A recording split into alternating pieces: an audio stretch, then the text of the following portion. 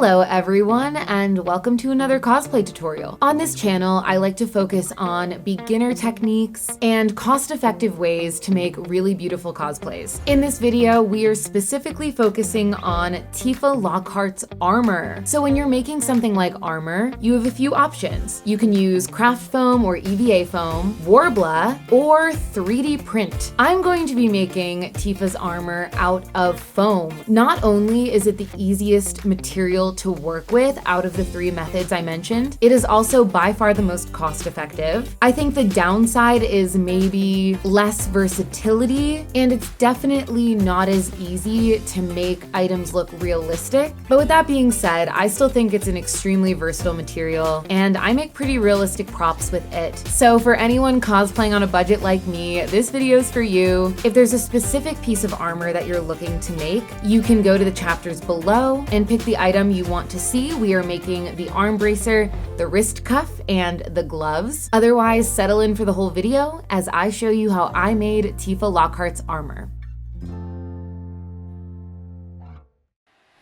Also, if you have not yet, please make sure that you subscribe to this channel so that you do not miss any of my uploads. We do cosplay tutorials, I do a lot of fun day in the life vlogs as well. Turn on the notifications, comment down below any ideas you have for future cosplays, and let's get into the video. First, I want to do a quick rundown on the full cosplay that you see behind me. So for this cosplay, you need a black cropped tank top, a white cropped tank top, a black skirt. I also sewed a pair of black spandex shorts into the skirt. That just helps it stay in place. So if you can find a skirt, that's even better. Then you need black suspenders, black knee-high socks, red boots, and a long black wig. So all of those items are pretty basic, and I think if you hit up a thrift store, you would not have a hard time putting this cosplay together. I made the skirt and the black cropped top out of a dress that I thrifted. The white tank top, I believe, was a dollar store find. Black knee-highs I already had. The red shoes I found very recently. Oh, you also need a pair of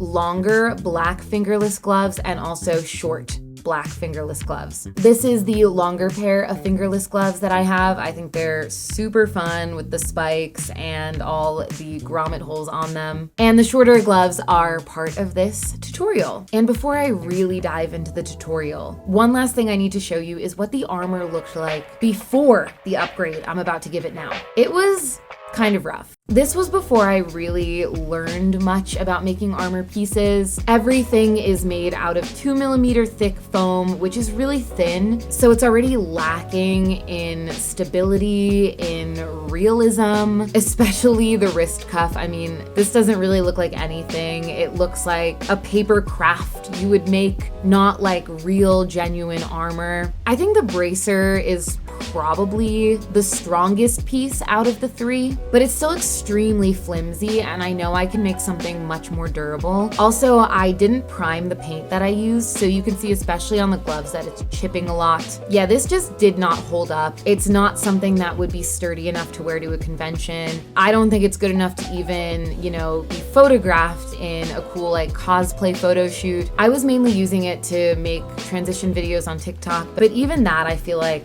I've stepped up my game. I can make something better. One thing I already mentioned that's been a key part in improving my cosplays is using thicker foam. So for these original armor pieces, I said I used 2mm foam. I'm mainly sticking in the 4 to 8mm thick realm for the upgrades. Also, as we know, I'm a huge fan of the eyeballing method, but I want to be a little bit more intentional when I'm making these pieces just because the basic shapes of them are patterns I might want to revisit in the future for different cosplays. A simple wrist cuff is something I'm definitely going to see again.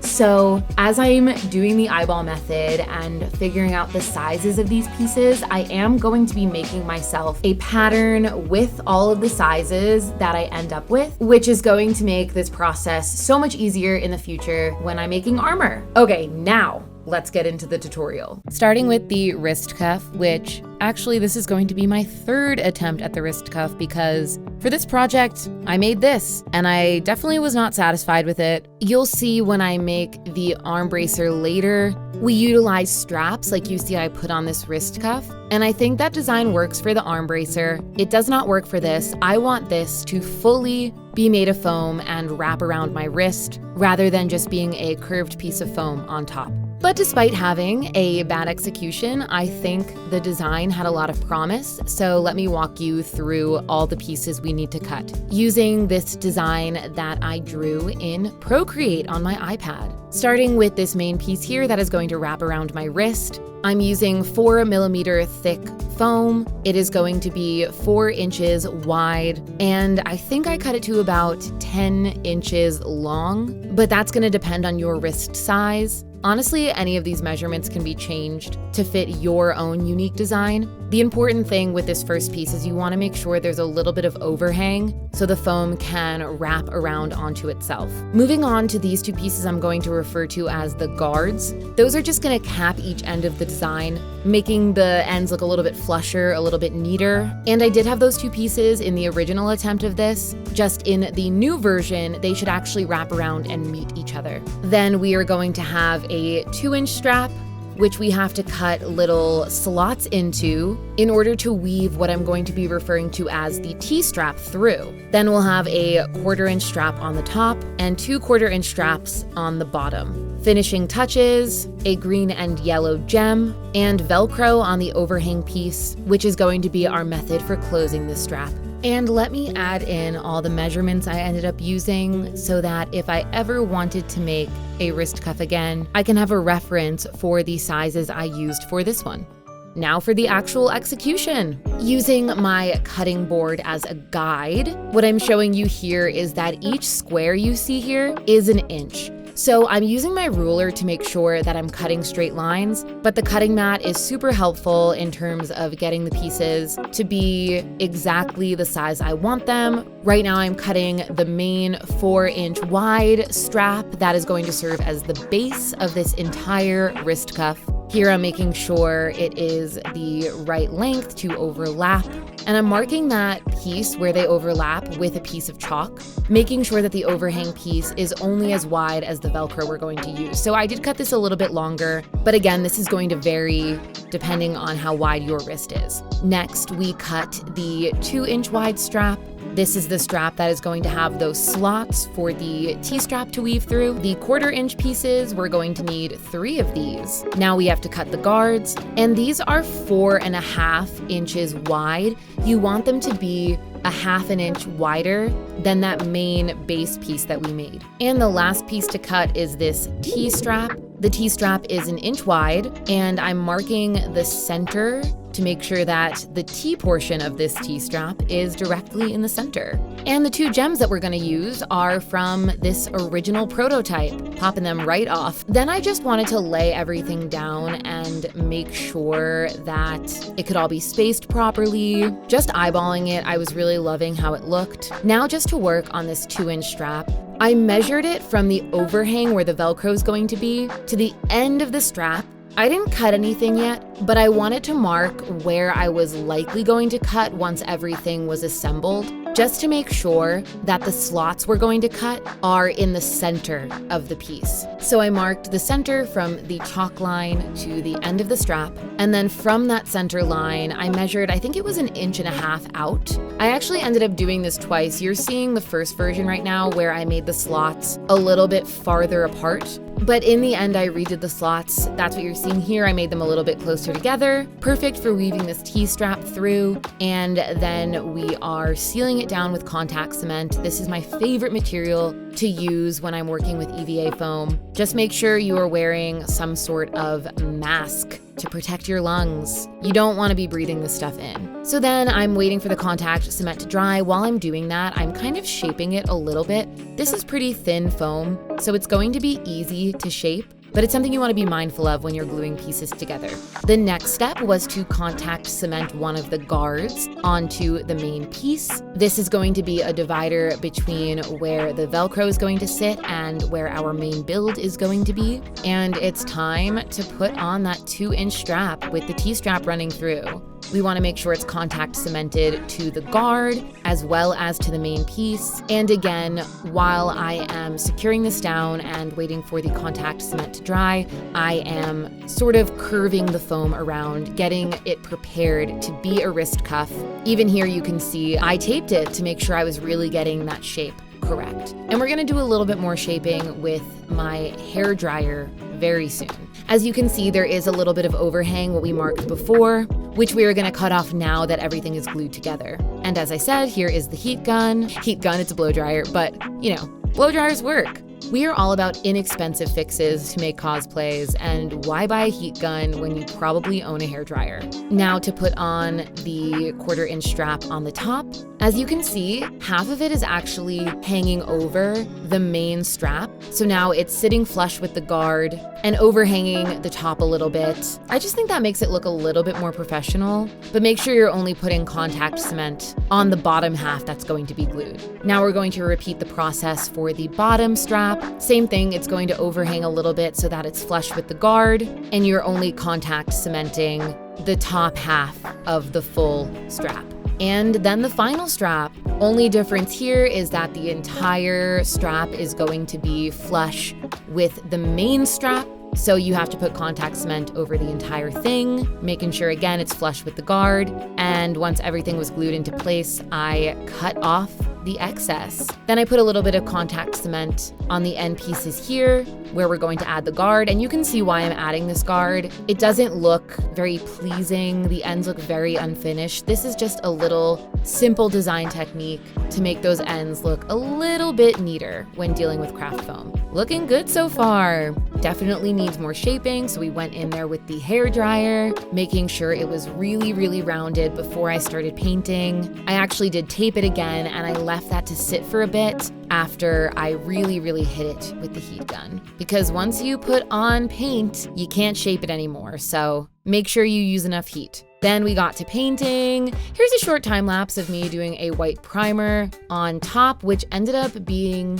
a useless step because I realized that the black spray paint that I owned, which was going to be the next step, is actually a paint and a primer. So didn't need to prime it white, just needed to do black. If you're using it as a paint and a primer, I'd recommend doing 2 coats. I did the inside first, and then I did the outside, and once I felt like it was solidly black and dry, I hit it with some metallic silver. I didn't want it to be super, super silver. I wanted some of the black to be shining through, and you'll actually see how I'm going to make even more black shine through later. But it was important, I think, to have a base of black underneath the silver. But you'll see what I do here to bring even more of the black back. I'm using a very, very wet brush with a little bit of black paint on it. The technique here is to let the black paint sit for a little while, but not let it fully dry. Then you wipe it away with a damp cloth. It should leave a little bit of the black residue behind, but not too much. This is a really tedious process. It takes a while, a lot of painting, a lot of wiping off. And the effect you want here is to make it look a little bit of worn, so you can see there, especially in the divots, it's a lot blacker, it looks a lot more worn. And the last step, to put on the 2 gems. And I actually learned a fun tip here. Contact cement strips away paint. So this is a pro tip, only use contact cement before you've painted. If you've already painted, I would recommend using hot glue instead, but you can see especially around that green gem, I put a little bit too much contact cement. It oozed out the side and it started eating away at the paint a little bit. So that was a valuable lesson to learn. And the last step for this wrist cuff is to add a couple pieces of Velcro. You can see here I've got 2 pieces of Velcro that we are putting on either end of that overhang. And this is what's going to hold this wrist cuff together. To show the wrist cuffs next to each other, obviously this one looks crazy now because I took a lot of the elements off, but I think you can see how much of an improvement this new one is, being a full wrist cuff like this. It looks so much more realistic. The paint job is a lot better. The lines are much straighter, and the overall shape is amazing. Even the back where it's jointed together with the Velcro, I still think it looks pretty cool, and it's gonna be on the bottom anyway, so I'm not terribly worried about that. So the way that we put this on, open up the Velcro, nice, slip it on, reattach the Velcro, voila, looks great. And now onto the arm bracer. To start off, we went back to the Procreate app on my iPad, drew up this diagram, and as I mentioned earlier, the way you saw me add straps to that original attempt at the wrist cuff was going to come into play on the arm bracer. And I'm thinking of this arm bracer sort of like an athletic shin guard. Soccer players will understand what I'm talking about for this, but in soccer, you would wear a shin guard on your shin, and even though this is going on my arm, the shape of it is really reminiscent of that, which is usually a curved piece sitting on the front of your shin and straps running along the back. So that's the design we are implementing for this. So starting with this base piece, which is going to wrap around my forearm, I was working with scraps and leftovers from other projects, but I still had some good pieces. This piece of foam was a 6mm thickness, and I cut it to the length of 8 3/4 inches, which is a length I got from measuring it, eyeballing it on my forearm, and this length will prove to be correct for this project. And just like on the wrist cuff, we were using the cutting mat for measuring and to make sure all of my lines were straight. So you'll see me doing a little bit of trimming here and there, trying to make this a perfect rectangle. Once I felt like I got the size correct, I did start to roll this piece of foam. I don't think that I shaped the arm bracer as well as I shaped the wrist cuff, so I wanted to give you all some tips. If you are working on cosplay armor using foam, for example, for this project, I was shaping the foam to have a curve in it so it can go around my arm. You want to apply heat to the foam while you are shaping it. You can use a heat gun, you could use a hairdryer. I usually use a hairdryer. And I would recommend shaping each individual layer on its own before you assemble, and then after assembly, shaping it one more time before you put on paint, because once you put the paint on, you're kind of stuck with the shape. You saw me do a much better job of this earlier in the video with the wrist cuff. Could have put more loving care into the arm bracer. Now what you see me measuring and marking here are a few other little cuts that I want to make in this piece of foam. If you remember from the diagram, the piece was not a rectangle. It did bevel in a little bit on the sides, and I will add measurements to the diagram as we go along. So for the next piece, it's a similar shape to the piece above it, obviously a little bit smaller. I started again with my eyeballing method, just drawing a general version of the shape on this piece of foam, which again was 6mm in thickness. The cutting process was a lot of eyeballing, measuring it up on the base piece, and I again was using the dots and lines on the cutting board to make sure the cuts I was making were straight. And once I got the pieces to the size I wanted, I filled the measurements in on my pattern. The smaller piece on top is 2 inches by 4 1/4 at its widest, and this longer bottom piece is 5 1/4 by 4 1/4. Now for the next piece, these red bits. For this, I'm using foam that is 2mm thick, which is nice. I can just cut this with a scissor. Since it's super thin, I won't have to use the box cutter, which I'm arguably not very good with. And so since I'm making a pattern for this and I don't have the exact sizes yet, I took the 2 pieces I just cut out that these red pieces are going to sit on top of. I traced that onto the foam, and then I drew the shape I was looking for within the confines of the piece I just traced. Then I cut the piece out.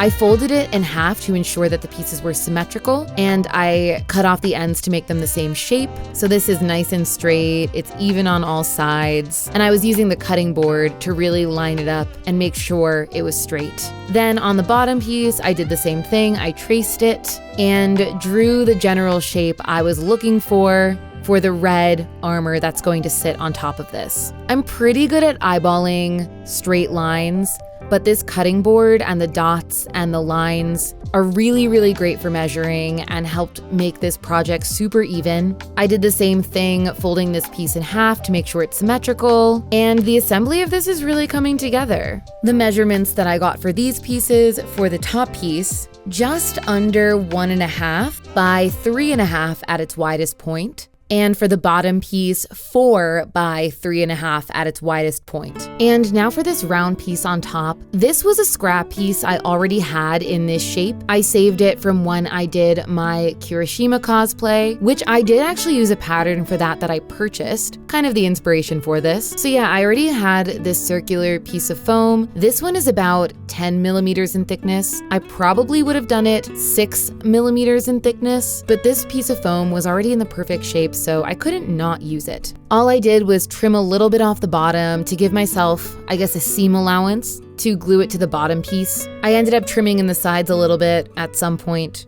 but the general diameter for this round circle is 6 3/4. My pattern is looking pretty good so far. And I added the thickness of each foam I would use for good measure. Now to put the pieces together. I was trying this E6000 contact cement, which people swear by. I'll be honest, I much prefer the contact cement you saw me use earlier for the wrist cuff, but because people love it so much, I did want to try it out. But for starters, it doesn't have any kind of application brush. You see me here using a makeup sponge. The other contact cement that I like using comes with a brush, and truthfully, I didn't think it stuck very well, whereas the other contact cement, once that is on there, it is not coming off. This is also where I started making the mistake of not shaping the foam very well. I definitely should have shaped it a lot more before I put all of this together, definitely before I painted it, but live and learn. That is a step I usually lose my patience on a little bit. Patience is a really good quality for a cosplayer to have. I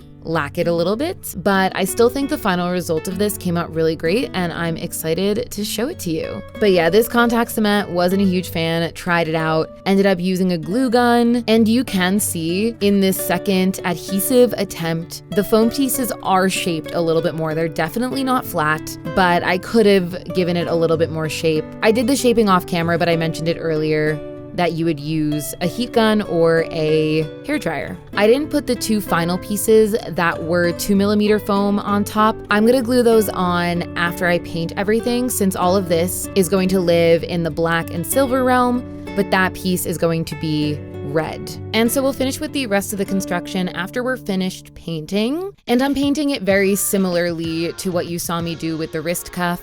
We are using the very, very wet black and letting it dry slightly, then wiping it away with a rag. I really wanted there to be a much bigger disparity between the two layers. So the top layer where the red piece is gonna sit later, I want it to be silver, but that main base piece that's going to be sitting directly on my arm, I wanted it more of a charcoal gray. The initial step of painting this silver, I think I got a little carried away with. It shouldn't have been as starkly silver as it was. Just like with the shaping, I implemented this technique way, way better with the wrist cuff. But in the end, we absolutely did get that charcoal gray color that I was looking for, while keeping that top circle piece black and keeping what is the top layer now mostly silver. Then we switched back to the contact cement that I liked to put these red pieces on. Again, just a reminder, this contact cement does strip paint. I didn't have any issues putting this on, but if I was going to do it again, I would have used hot glue. Once the red pieces were in place, we did go back with the aging and weathering process. I don't think I've referred to it as an aging and weathering process, but that is essentially what we are doing by adding on this extra black paint. Then once I felt like I was done with the weathering, it was time to put on the red gems. I pulled these right off the original version of this. I did a lot more weathering off camera, and this is how we're looking so far. You can see here I already put the black straps into place, but ignore those because I do end up taking them off and reattaching them later. For right now, we are going to be dealing with the rivets. To go back to the Procreate design, you can see all of these charcoal vertical dots are rivets, and these bigger silver circles are also rivets. So you want to just carefully poke holes into the places where you want to put the rivets. Then you want to fill those holes with glue and stick the rivet in the hole. Now let's repeat for all of the other charcoal rivets that we're putting on this piece.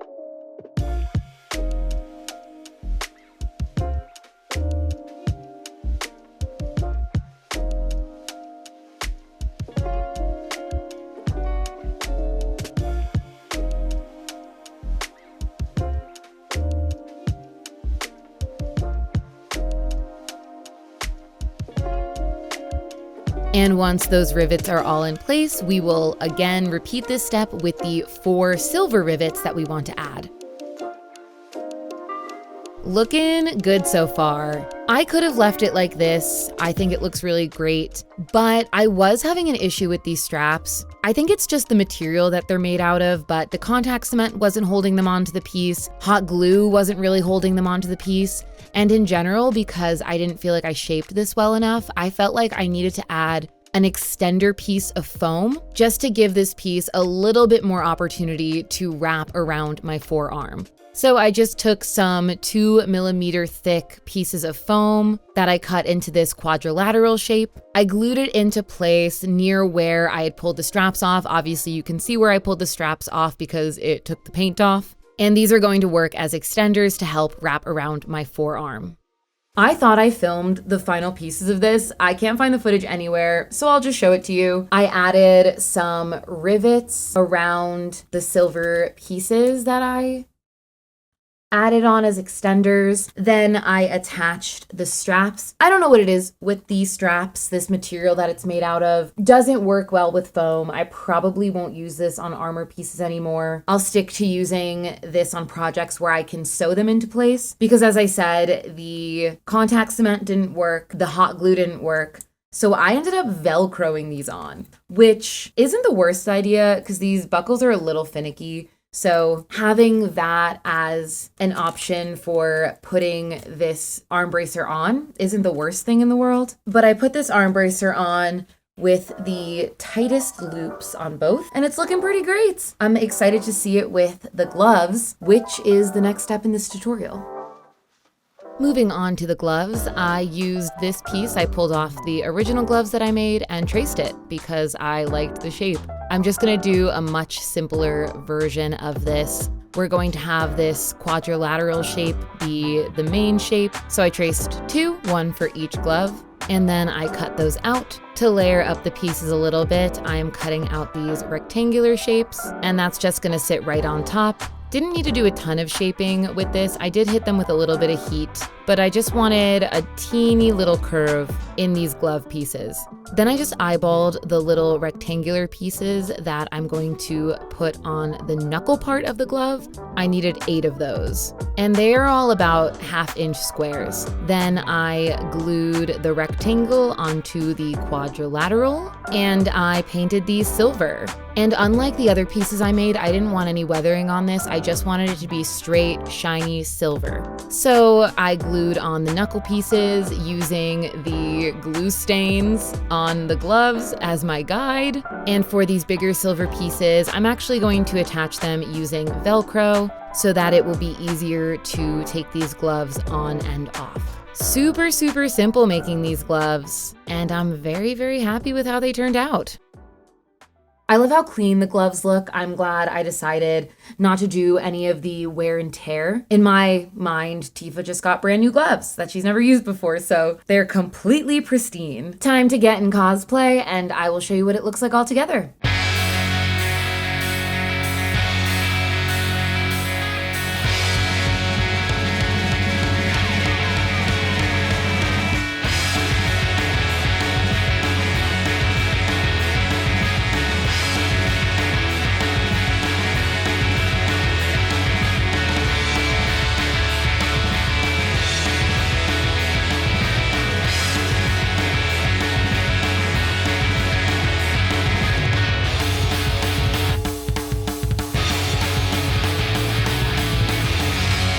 Oh man, this cosplay took me a lot longer than I anticipated it would, but I'm really glad I went back and did that second attempt on the wrist cuff. The new one was a huge improvement and something I'm very excited to wear out to a convention. I learned some valuable lessons: contact cement strips away paint, never underestimate the value of shaping your foam well with heat, and I now have 2 patterns, one for the arm bracer and one for the wrist cuff that I can refer to in the future if I'm ever making an armor piece that is a similar shape to these pieces. Thank you so much for coming along for this cosplay tutorial. Make sure you check out my shorts channel if you want to see these cosplays more in action. I've been having a lot of fun with the shorts format. And like the video, subscribe, turn on notifications, comment down below what cosplays you want to see. If you're making cosplays yourself, I'd love to hear what you're working on. My name is Leah, and I'll see you soon. Peace out. Let it go. 얼어붙어 like whoa. 띵하고 어지러워. I see. 한여름에도 난 겨울. Yeah, 가입고 blood. Yeah, 너와 있을 때 I swear. 제가 먼저 zero 폭설한 그 chill day.